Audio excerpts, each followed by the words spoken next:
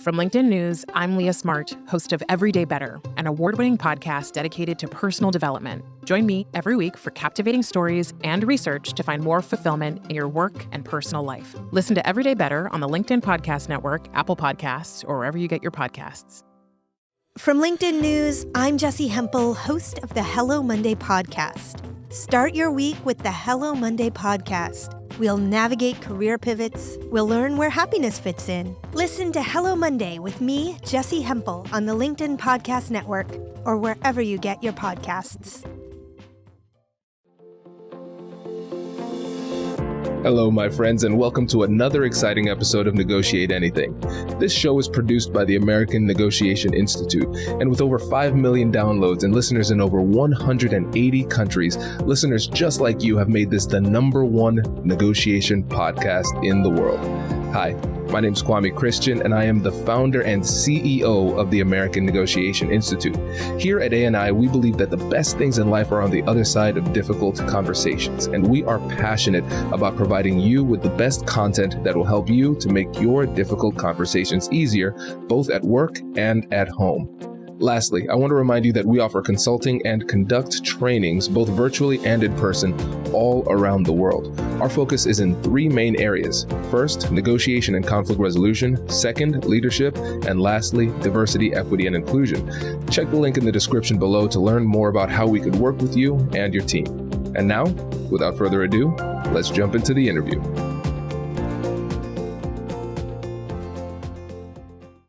And so when I go into different companies, like Fortune 500 companies, where I'm talking to people who are negotiating 6- and 7-figure contracts, I start with this framework, even though it seems a little bit simplistic, and it is intentionally simplistic.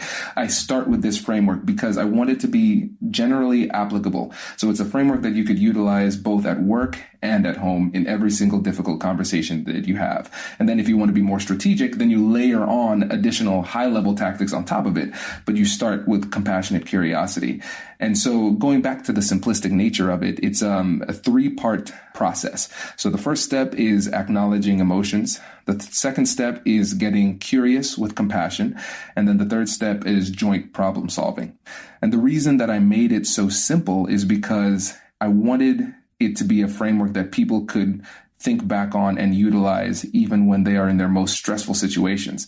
Because when you're in a difficult conversation and you are starting to get embroiled in emotions, what happens is your body often floods with stress hormone called cortisol. And cortisol clouds your thinking. You can't think as clearly. Also, when your HPA axis starts going, which is your stress response again, your adrenaline starts pumping. It inhibits the depth of processing that your prefrontal cortex can achieve. And so that's the logical thinking part of your brain. And so when you need it the most, your brain is performing at its worst. And so I didn't want to give something that was incredibly complex because I knew that you wouldn't be able to access it given your mental state. And so I wanted it to be something that people could instantly remember and say, compassionate curiosity. I know what I need to do. I found my footing and I can figure out where I need to go in this conversation. Tell us a little bit more about this 3-step strategy.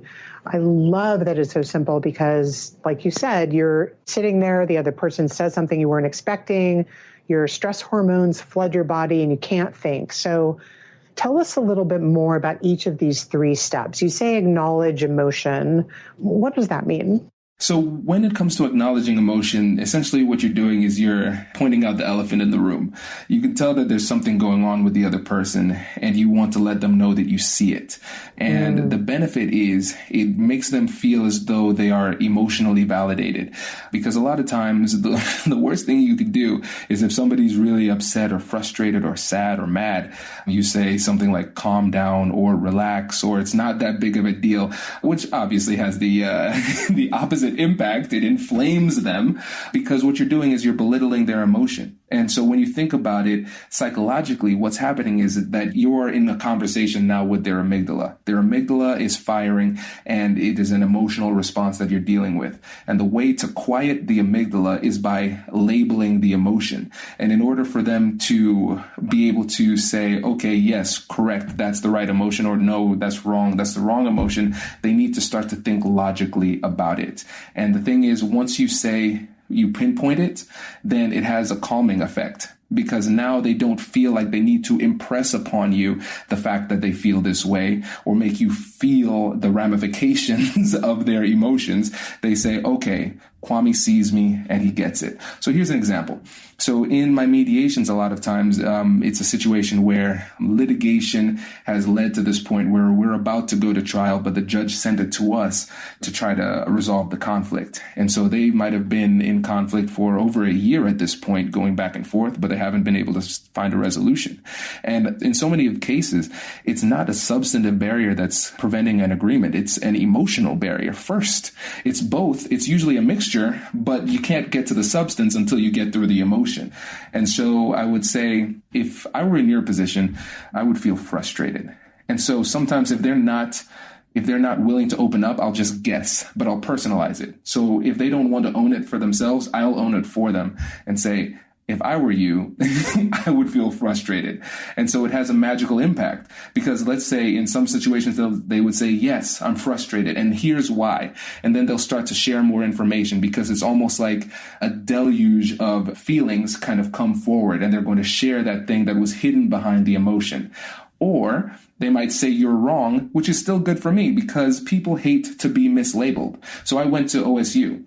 So let's say I don't want to talk about my alma mater for some reason. Which school did you go to? Well, I'm not telling you which school I went to. And then they say, hey, did you go to Michigan? No, I went to the Ohio State University.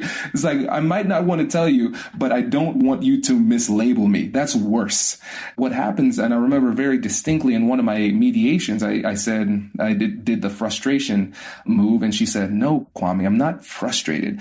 I'm angry. And I am angry because of X, Y, and Z. And then she just shared the information that she was holding back the entire mediation. And so the emotional barrier is often the first battle that needs to be fought. And you can't even get to the substance unless you address the emotional side. Hey you, I'm Andrew Seaman. Do you want a new job? Or do you want to move forward in your career? Well, you should listen to my weekly show called Get Hired with Andrew Seaman. We talk about it all, and it's waiting for you, yes you, wherever you get your podcasts. Brace the rudders! Raise the sails! Raise the sails! Captain, an unidentified ship is approaching. Over. Roger. Wait, is that an enterprise sales solution?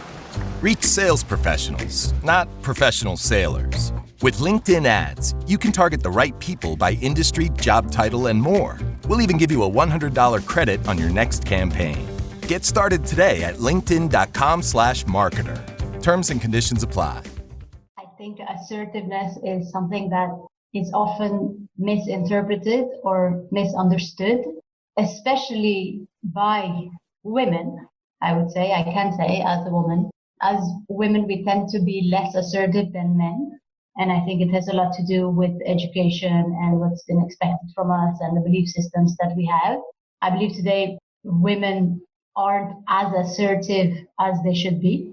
Now, let's start with what assertiveness is, because often it's misinterpreted as aggressiveness or as too emotional, in whichever emotion we're talking about. Well, assertiveness is nothing more than simply standing up for what you believe in, speaking up, speaking your truth, while at the same time respecting that the other person might have another opinion or might not agree with you, which is totally okay. And that brings us to the third point that you just mentioned, the importance of conflict and how that can add value.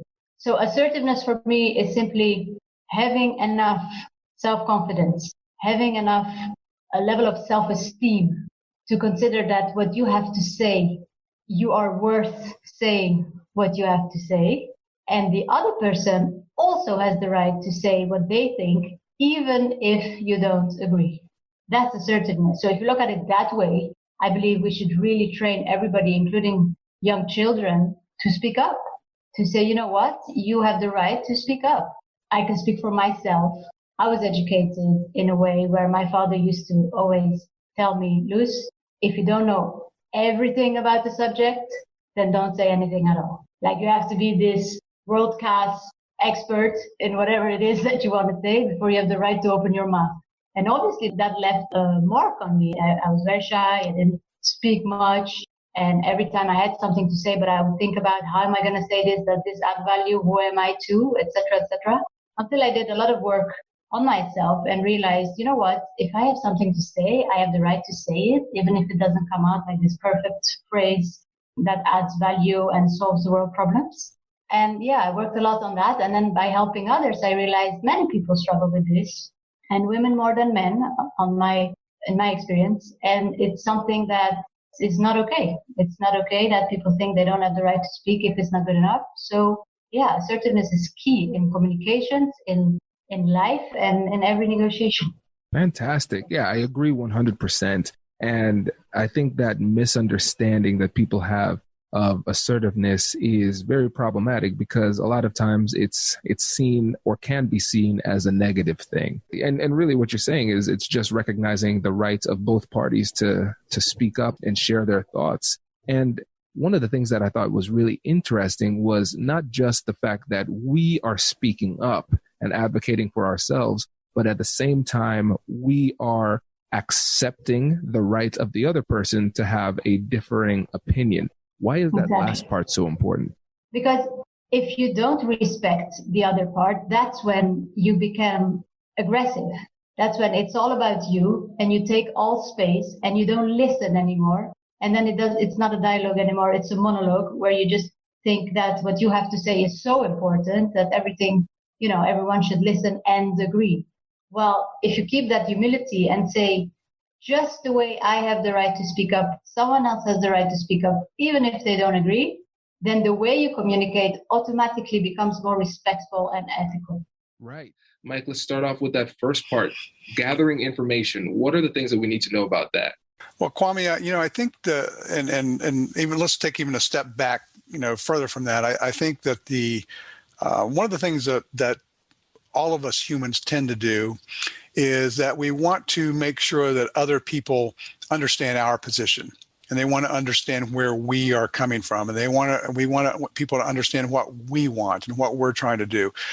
And as you've indicated in the areas that we're going to try to cover here today, is talk about is that, what I think is important, and what a step that a lot of times we miss, is trying to understand the perspective of the other human on the other side of that we're talking to, and that is based on their background, maybe where they're from, maybe their nationality, maybe who they work for, what their company is, their corporation, if they're a business or whether they're an individual. Any of those kind of things I think are very important. So I think that we need to, one of the things that's very important is to take the time to try to understand, to the extent that we can, the person who we're involved with. And I think if we can, and person or persons that we're involved with, and I think if we can do that, then I think that gives us a better opportunity to not only achieve the goals that we try to achieve, but achieve a goal that is mutually satisfactory to the parties, and get somewhere that everyone's going to be happy with, or happier with, as opposed to everyone being unhappy because no one understood each other, and people just kind of yelled and screamed and pounded the table with their own position without really trying to understand where the other person is coming from. So I just wanted to set that as a bit of a background as part of that. So in doing that, I think that so one of the main skills obviously involved there is listening. Obviously, is listening to what they say, because a lot of times people won't tell you directly what it is that they want, what it is that they need, what it is that they're after.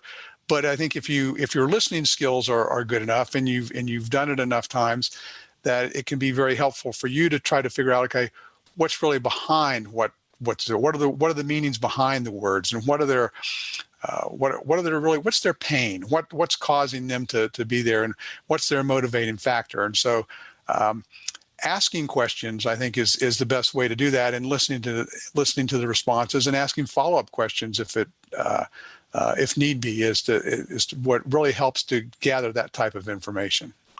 Yeah, and this makes a lot of sense. And I want to really impress upon this for the listeners too, because think about it. You're representing clients. They have needs. And so what you're saying is in these negotiations, you still make sure that you take the time to get a better understanding, not just of the situation and gathering evidence and those type of things, but you're also taking the time to make sure that you understand what's really motivating them so you can craft an agreement that's enticing to them to some extent, right? Correct. Absolutely correct. And a lot of times what is important to them may not be as important to you. And so there may be things that are important to you and to your perspective and to our perspective that that we can trade.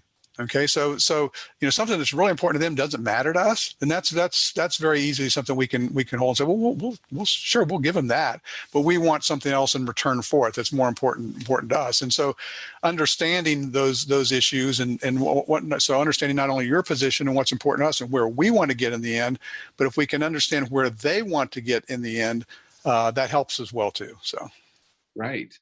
As a woman in business, and for those of you who are listening who are women, I will tell you one thing. I'm going to give you like one takeaway you can implement immediately. Without fail, somebody will say to a woman that you're so emotional, right? I hear this all the time. Now, I'm really not very emotional, nor do I bring that in my work. And when I'm emotional, believe me, you will know that I'm emotional. However, I have to listen to this nonsense all the time. So here's what I want you to do. I literally want you to stop, pause, put your head back and start laughing, like, my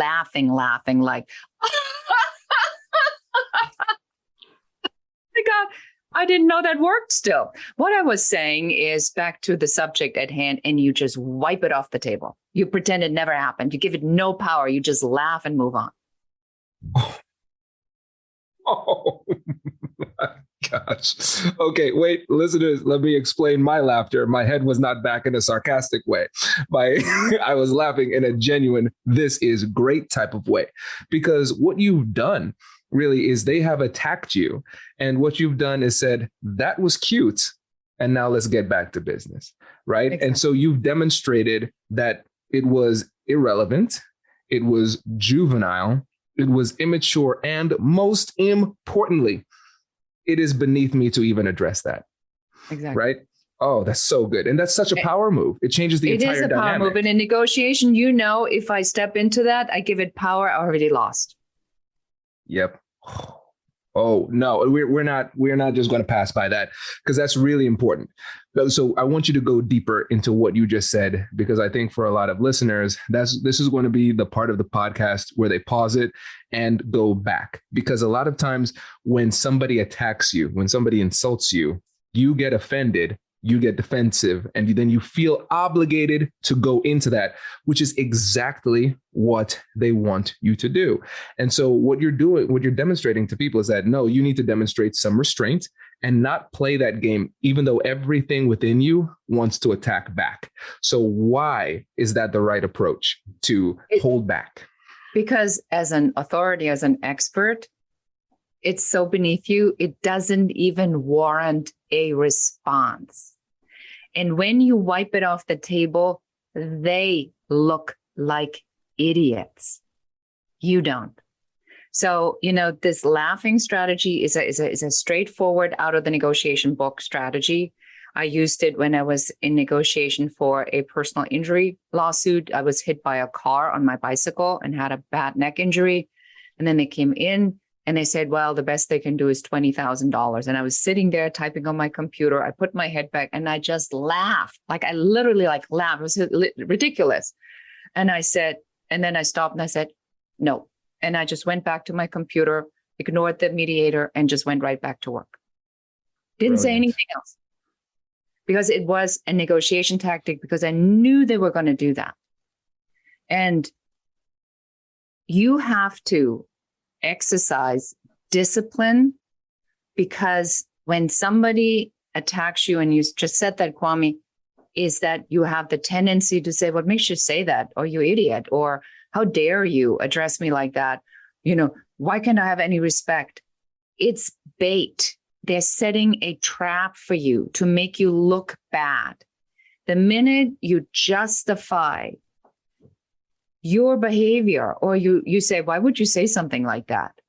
Now you taking the energy from the moment that you had away, and you giving them the energy. Therefore, you elevating them and you diminishing yourself. So your job in a negotiation is to say, is this relevant to the negotiation? You are a leader, you are the authority, you are in charge. So if somebody tries to disrupt you, you don't even say, don't disrupt me, because even that would take away. You just give them sort of like a look of complete befuddlement. Like, it's like, why are you even like speaking? And you just stop, you look at them, you say nothing, and then you go, as I was saying, right? You take it right back, but you can in negotiation ever let your power drop when you are at a critical juncture like that. Now, having said that, I have played blonde many times in my negotiations where I walked in and I pretended I was confused, which I'm really not. But, where I go and I say, oh, that's so interesting. Can you tell me a little bit more about that?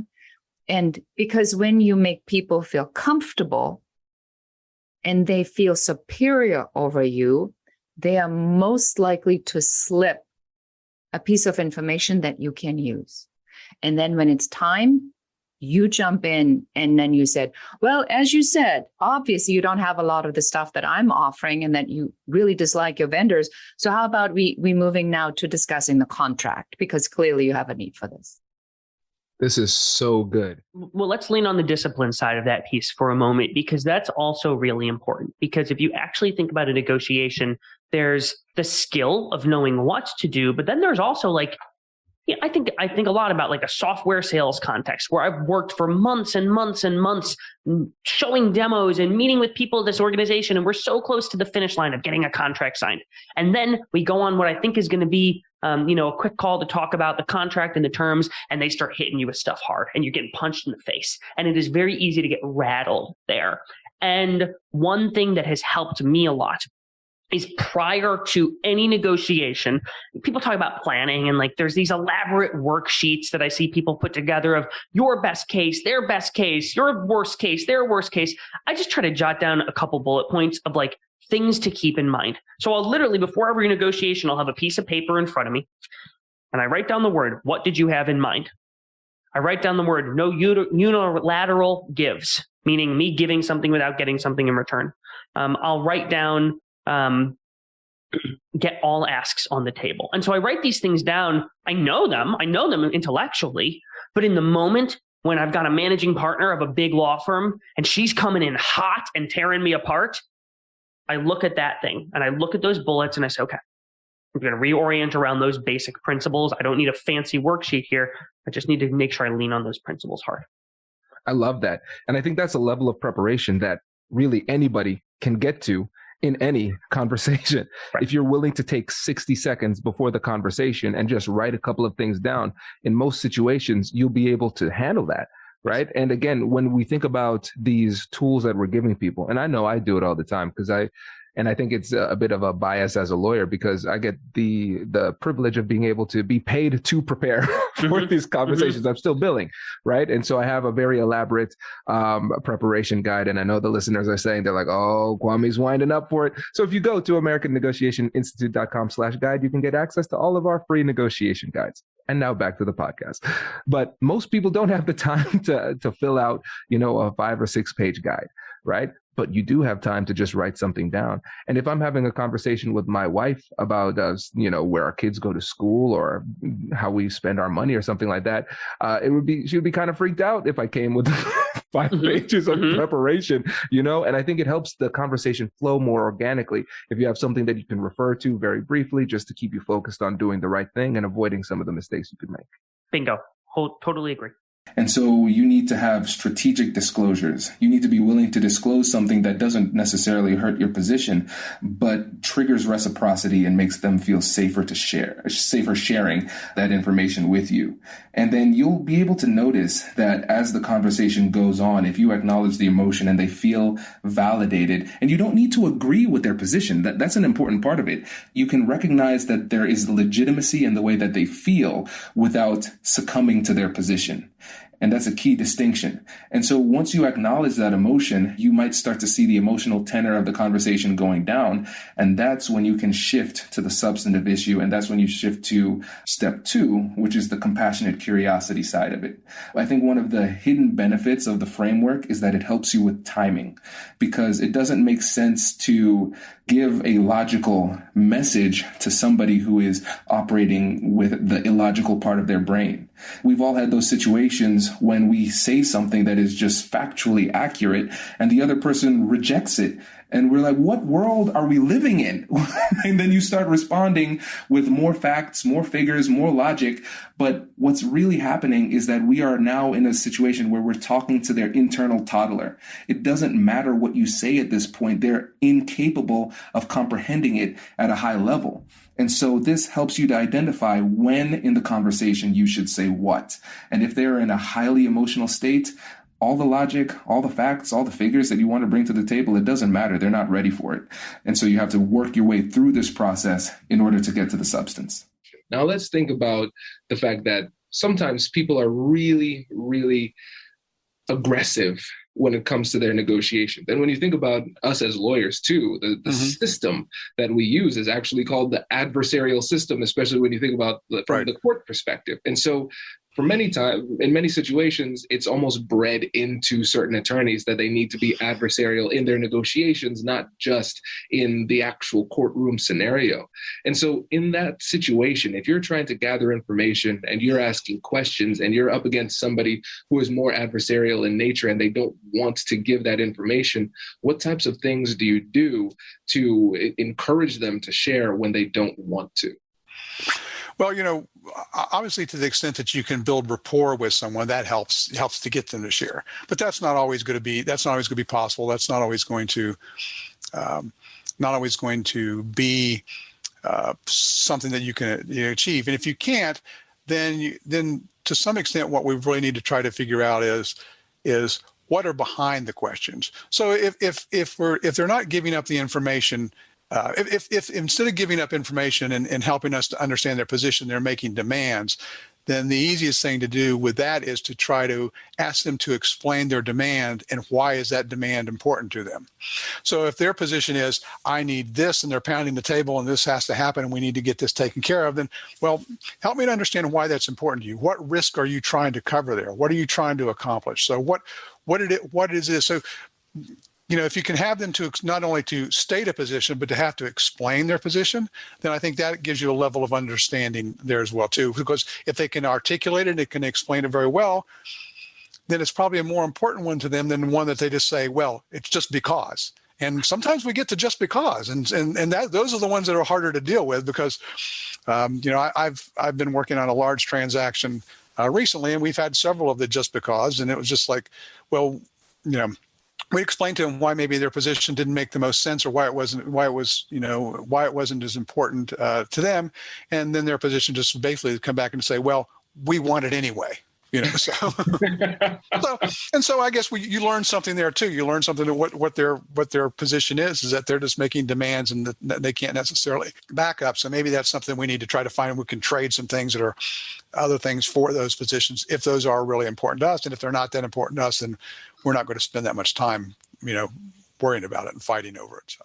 This is great. And one of the things that people struggle with is silence. Again, it becomes one of those platitudes. Hey, in negotiations, you need to be silent. Okay, well, what does that mean? Do I just look at them and not say anything? When can I say something, right? And you have a really interesting methodology for actually operationalizing that. And I think it's cool. Can you tell the listeners about that? Yep. So on every sales call that I have, I bring either a hot cup of tea or I bring a cup of water.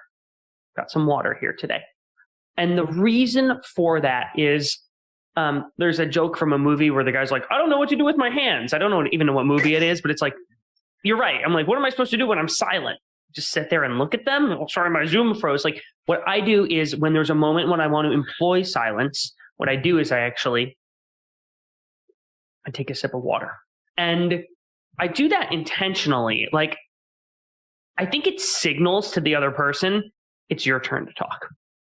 Because I've got water in my mouth. I've got a cup in my hand. I'm not like trying to get a word in. And so have the cup of tea, and then you can focus your energy on like drinking the tea. And the bonus with this is you stay well hydrated throughout the day. But that is how I try to use silence. I think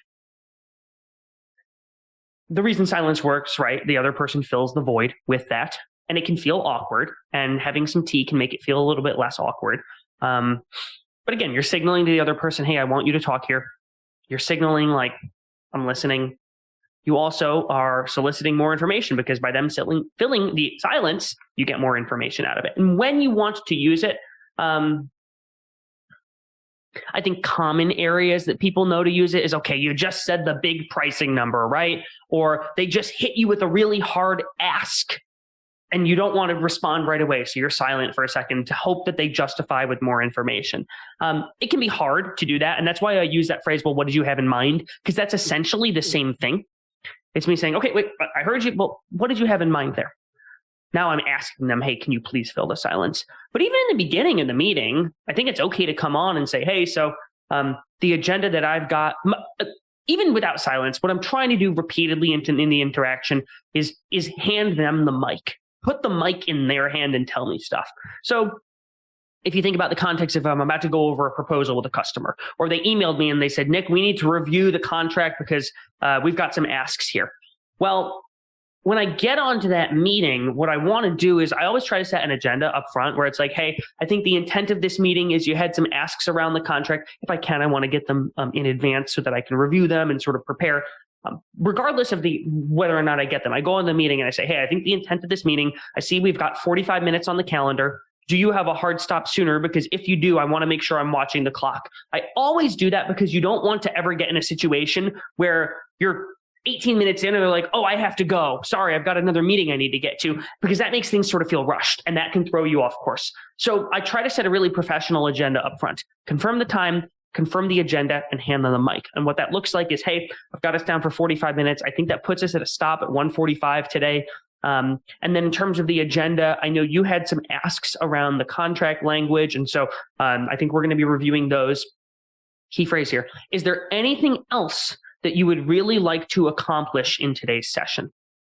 And the reason I do that is, again, I want to give them the mic, give them a chance to share more information, and make the other party feel like I actually care about what they have to say and what else they want to accomplish. Because one of the worst things that can happen is you make it all the way through this negotiation, and then there's other asks or other things that they need. And so what I'm trying to do is say, hey, what else would you like to accomplish here? What else would you like to accomplish here? Is there anything else you want to make sure that gets done in this interaction? That is how you set a really professional and succinct agenda. I love this. And when someone feels pressure to talk through the silence, or they can't apply silence, a couple of things that people can do. And where they normally apply it is when where they should apply it is when they ask a question. And I'll give an example of this shortly, what that looks like. But when you ask a question, you need to shut up. Essentially, that's what you should be doing. And so when you ask a question, the discipline to put in place is to sit in the silence. Realize and recognize yourself where the question is, and then say nothing. Another way people can apply silence or practice being silent is slowing down how you answer a question. So when you're asked a question, because people can feel uneasy when there is a bit of silence and they feel the need to quickly respond, applying some silence will actually slow down the conversation so you can both actually get towards the outcome quicker. I call it the slow down to speed up. We tend to think that we can get to the negotiation quicker by talking lots and filling in the gaps and not having any silence. But what that does, it actually slows everything down, because if we're filling in and we're conscious of just filling in the silence, we are most likely to be bringing in new information, going off on tangents, not listening properly and getting sidetracked. And what we're trying to do in a sale or a negotiation is get to the quickest, find the straightest route to the end. And the way to do that is to slow down the conversation. because I want to be able to do that, ideally, in the least amount of interactions possible. You ask a question, I'll give some information. Ask a question, I'll learn something about you and answer appropriately. Not tell his story here, fill something in here, then we're going sideways, and it takes us a lot longer to get to the end outcome. So really important when you're asking a question, recognize you've asked it and then stay silent. It's the first person who speaks loses. It's really interesting when I am teaching or in guiding someone through the game of chess. I say there's really 4 levels of learning, right? One is you got to learn the rules. You can't even get to the metaphors until you know the rules, which is really funny when people start throwing chess cliches out. And I'm like, have you played chess before? Right? So the first thing you learn are the rules, and then you learn the principles. So one of the opening principles is control the center. We always talk about having, I call it dynamic balance, right? That life is always going to throw you off. It's like riding a surfboard. Your goal is to stay in the center of the surfboard, but the waves are constantly tossing you back and forth. So in the game of chess, one of the things you have to do is really, at least in the beginning, is strive to control the center of the board, because that's where all the action is. And what that does is allows you to pivot very quickly, whether you're going king side to the left side of the board, depending on which side you're playing with, or you're going to the right side of the board. So when you control the center, I always explain it's like being the goalie in a soccer goal, is that you don't know which way the ball is going, and you got to be able to go both ways. If you're too far off balance, you're not going to be able to adjust quickly. Like that is one of the values and one of the opening principles. Another one that's really simple, I was going to explain a little bit about my story, is you need to use all your pieces as quickly as possible, right? One of the first mistakes people make is they only use their queen, or they only use their horsey, their knight, right? Or they're just pushing wing pawns, which means they're pushing pawns to the edge. And so one of the challenges we do is in the early games, we say you need to touch all of your pieces at least one time, right? And I just think about that principle applied to my life, that I've had a very zigzag career path, right? It's very unorthodox, very non-traditional, and I'm so grateful for it. It can create challenges at times, but for those who don't know me, I studied biomedical engineering at the Ohio State University. It's where, Kwame and I got connected. And then out of engineering, I just realized that wasn't really my passion. I didn't put a lot of thought into it. I finished because I didn't, and at that time, I didn't allow myself to feel like a quitter. So I dragged myself across that finish line and got that degree, but then got out of school, pivoted into financial services. Spent 5 years doing some financial coaching, which was really interesting, but also I was working on commission. So I picked up some sales skills. I did a lot of self-development, and then I pivoted into youth workforce development, right? So there's a lot of pieces I'm picking up along the way. And now in my life, I'm able to use all of these pieces at the same time. And one of the principles, the last principle I'll mention now, is the idea of a coordinated attack.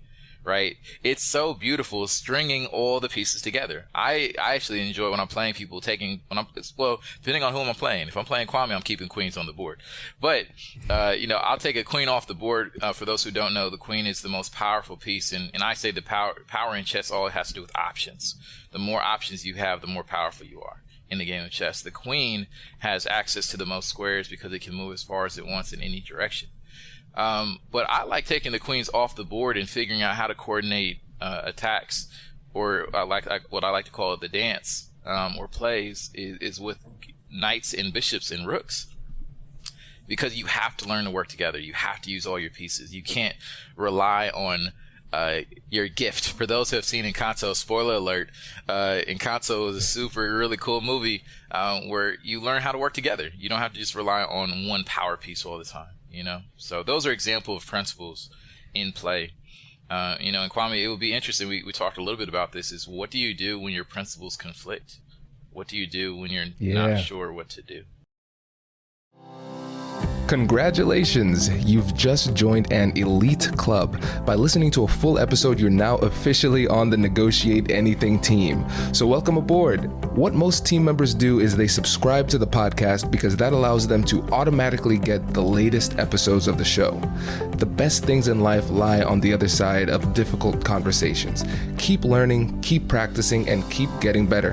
Your relationships will improve, your career will soar, and you'll have the confidence you need to get the most out of these crucial conversations. Again, thank you for joining the team. We're excited to have you, and I will see you in the next episode. I'll catch you later.